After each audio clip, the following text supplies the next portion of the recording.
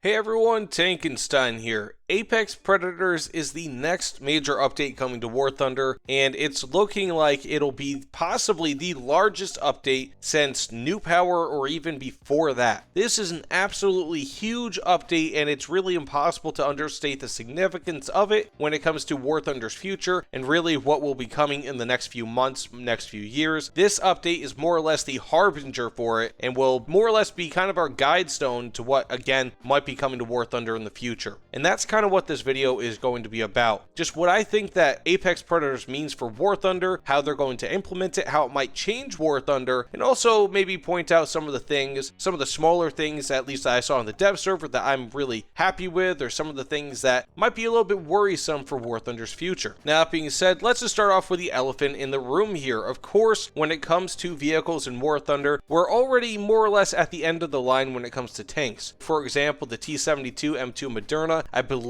was just put into service within about the last 2 years. The Leopard 2 PL was put into service within about the last 3 or 4 years, and the Leopard 2A6, the M1A2 Sept Tusk, all those vehicles are really recent vehicles. We are well into the 2000s and the 2010s in many aspects when it comes to ground forces. Aircraft, not the case. And so there's a lot more growing room when it comes to aircraft, and arguably there are a lot more aircraft because there are a lot more variants that can do a lot of different things, so it really matters. Now again, when it comes to tanks, it's really easy for Gaijin to just create different tanks because really you only have different things like APF SDS, Heat FS, APCBC, basically your ammunition types, your armor types, and your different sort of engines and how they interact with the vehicles and all of that. So of course, yes, it is a complicated dance, and I'm not trying to downplay how difficult it is when it comes to tanks, but I have a feeling that it was probably substantially easier for Gaijin to be able to get up to modern day tanks than it would be with air forces. And the reason being, again, is because really, I mean, when it comes to tanks, when it comes to tier 1 tanks, for example, you're shooting an enemy from 500 meters away. When it comes to tier 7 tanks, you now have thermals and you're shooting an enemy from 2 kilometers away. So it's not really all that incredibly different. It's just more technology. Of course, you have your thermals and different subsystems and all that, but again, it's not incredibly complicated. Now, when it comes to aircraft, however, for the longest time before, modern vehicles were added, before missiles were even added, you had guns and that was it. Then missiles were added, totally different way to play the game. And then you had different things like radar guided missiles and radar, really. And then you had different types of missiles that could do different things. You had countermeasures and all these things that have to be actively added and deployed and all these different things. And really, it made aircraft into a much more complicated beast than tanks. And so you have it where right now we are at maybe around 1975, 1980 level when it comes to aircraft, whereas again, we're like 2020 when it comes to some tech trees, when it comes to tanks. So there's a huge divide, about 40 years, sometimes 50 years, depending on the tech tree that you're looking at, and that is a big deal. And when it comes to aircraft, especially, you have an aircraft like with the F-16 that's coming out that can have 6 Mavericks. That's 6 opportunities to kill enemy tanks, 6 individual kills, sometimes even more depending on if there's an unarmored or lightly armored vehicle next to the target that you're trying to kill, but that's beside the point. A single F-16 can kill 6 tanks with relative ease in ground battles, and that's what we're seeing here. That's just the F-16A. Wait until you get more advanced variants of the F-16. Wait until you get more advanced missiles. Wait until you get anti-radiation missiles. Wait until you get different sort of strike vehicles that will be coming, dedicated strike vehicles or dedicated strike packages. This is only the tip of the iceberg, and the way that I look at it is that, of course, you have SPAA, you have things that can attack aircraft, but when it comes down to it, a Leopard 2A6 is probably not going to be able to destroy an F-16, a MiG-29. It's probably going to have a very difficult time even destroying an A6E tram, or any sort of even smaller, lighter attack aircraft, even an A-10. A lot of these vehicles, unless they are specialized anti-aircraft vehicles, will have a difficult time destroying aircraft. Now, when it comes to the aircraft, they can easily destroy numerous tanks on the ground, again, with ease. Even a MiG-21 BIS, with its ballistics computers, can drop several bombs on enemy tanks and just wipe out an entire portion of the map, thus clearing the way for your allies to be able to cap that base. And that's why I think it's going to be a lot more dangerous in the future when it comes to aircraft, because especially when it comes to versus ground targets, you're going to see these incredibly advanced aircraft that right now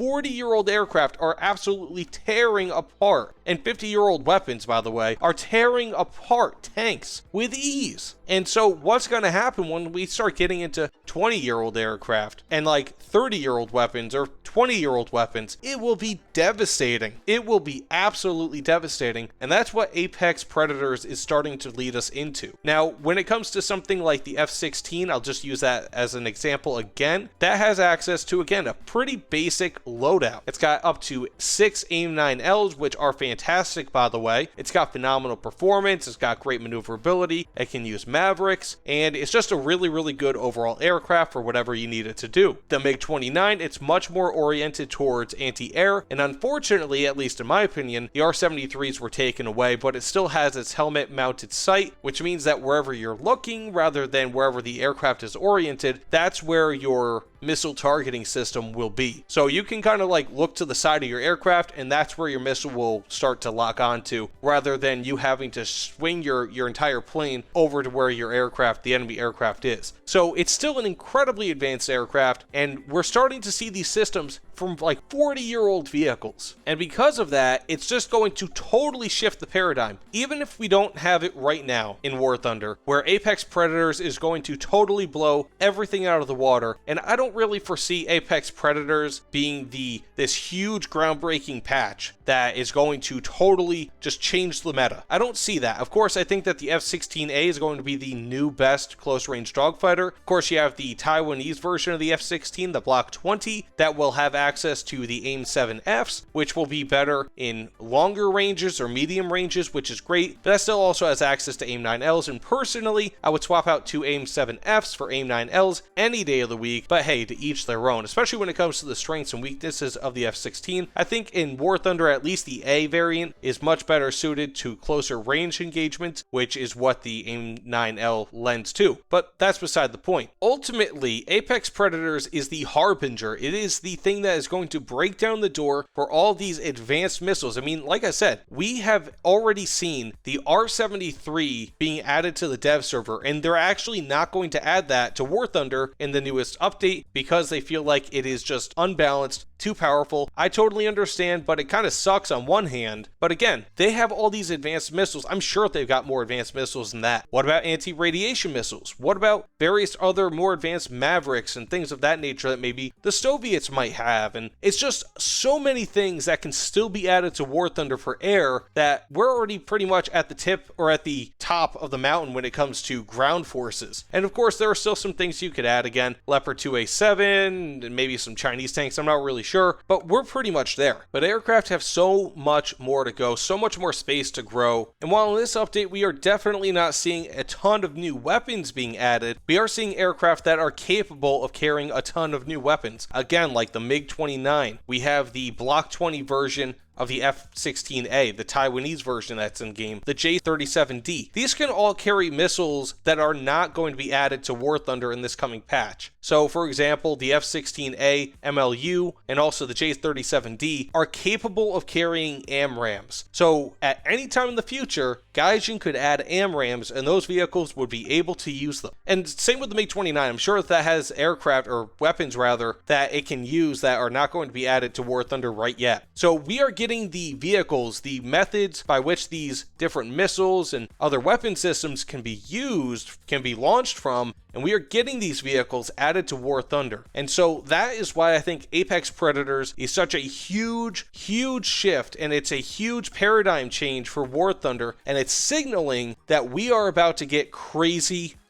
weapons. Maybe not quite yet, because I don't really know if Gaijin thinks that the game would be balanced with them, but sometime in the very near future, we are going to be getting insane weapons, and Apex Predators will be known as the update that started it. But that being said, just touching on a few other key points here, we have $70 premiums. I'm not a huge fan of it. Of course, I don't think anybody's a huge fan of paying more for essentially the same exact vehicle, especially when it pretty much nullifies you being able to grind up to top tier with your recently purchased $60 rank 6 premiums. I mean, anybody who just bought an F6C, for example, you can no longer grind through top tier with it. And the crappy thing is that a lot of rank 7 vehicles, they're adding to rank 8. So anything that you could have grinded with, let's again say the F6 or the F5C or the A5C or any other rank 6 premium, you can no longer do that with some of these aircraft that are now moving to rank 8. So that really sucks. And of course, I think that one of the best things that Gaijin could have done with this, and it would make a lot of sense, is if they added maybe 500 Golden Eagles more, another 5 or 10 days of premium time added on top of what you get in the pack already. That would at least make it a little bit better. Now again, I understand inflation is a thing, and Gaijin is probably feeling inflation just as much as anyone else, possibly even more. So I understand it's probably not easy dealing with inflation and a weaker dollar and all that when it comes to any sort of running of a business. But of course, they could do a little bit, I feel like, in order to just kind of make it a little bit easier for players to understand, like, hey, look, this is a $10 more expensive pack, but we've given you somewhat increased incentives to purchase this, so you at least get benefits elsewhere outside of just being forced to now buy a new pack that costs $10 more in order to grind through essentially more or less about the same amount of vehicles that you could before. And finally, one thing that I am extremely happy for, that I am extremely proud of Gaijin for doing, they're adding the Char2C BIS. I wouldn't have thought before this dev server that the Char2C BIS would have been good, would have been fun, but my god. So essentially what I mean is that Gaijin is adding meme tanks. So recently they added the Storm Tiga, the BT-42, and now again they're adding the Char2C BIS, and these are vehicles that you can just kind of mindlessly use and just have a good time. How many people out there really like playing top tier tanks, top tier air all the time, and just kind of continuously play top tier, and top tier? That's it. Not many people. So in order to have some fun, I really love the idea of having these wacky tanks that Gaijin probably 4 or 5 years ago would not have considered even adding to War Thunder because they felt like the game was too serious or these vehicles were too derpy or whatever the case may be. The fact that Gaijin is adding the Char2C and recently again added the Storm Tiga and the BT-42 is awesome. These are vehicles that you can just mindlessly play, and I hope that they add more of it in the future. I mean, even the PO2M that they recently added, it's a totally useless vehicle, but guess what? People loved it. It was awesome to have, and it's one of those things that you can just look at in your hangar and say, this is such a stupid vehicle, but I'm glad I have it. Because who doesn't like that sort of vehicle? Nobody wants to be on all the time and just play all these ridiculously overpowered vehicles. Sometimes people want to get into the most stupid thing possible and try to have a good time with it. I mean, with the Char2C BIS, isn't that like just so fun? Or even going up to top tier with a BT-7 and you knock out a main battle tank? That would be amazing. Who doesn't want that? So to Gaijin, I applaud you. I hope you keep bringing meme vehicles into War Thunder. It is phenomenal. It is a great idea, and it makes the player base actually want to continue playing. But either way, that's about all I have for this video. Please let me know what your thoughts are in the comments below. I'm very interested to hear and to read your opinions on this. But either way, thanks again, guys, and I will see you all on the other side. Take care, everyone.